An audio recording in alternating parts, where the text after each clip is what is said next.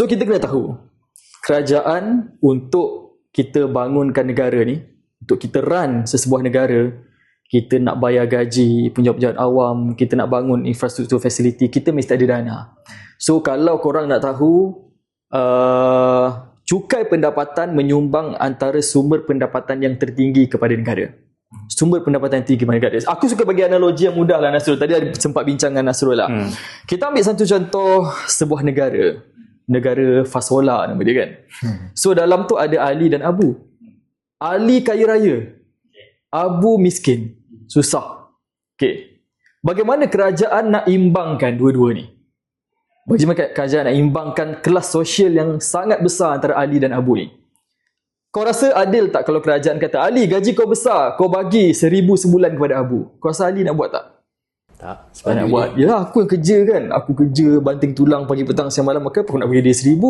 So macam mana kerajaan nak seimbangkan income ni adalah kita kenakan cukai pendapatan ke atas Ali. Mungkin Ali rasa tak adil, tapi dalam tanpa dia sedar, sebenarnya nikmat pendapatan yang dia jana di negara dia yang aman, makmur, harmoni, semua itu adalah hasil kerajaan punya tadbir urus yang baik. So nak menjalankan tadbir urus yang baik, dia kena ada income.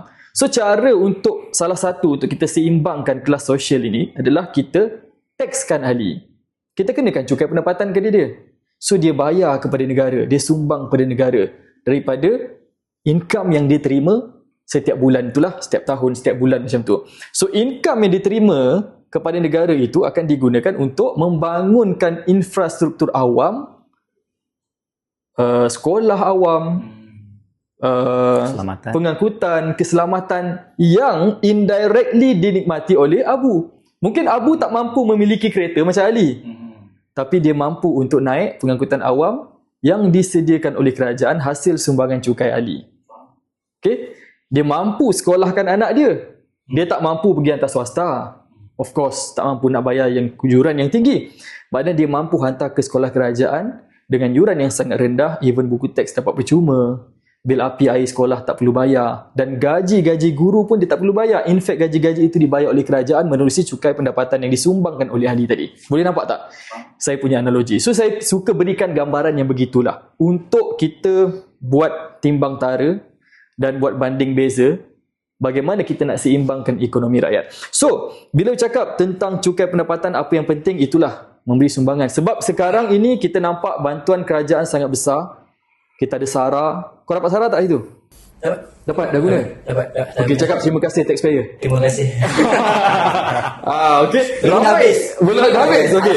Alhamdulillah dah dapat. Alhamdulillah. So, kita tak tahu SARA daripada inisiatif yang kita punya government sebelum ni pun dah buat. Kita ada BRIM, kita ada SARA, kita ada bantuan sehari hidup.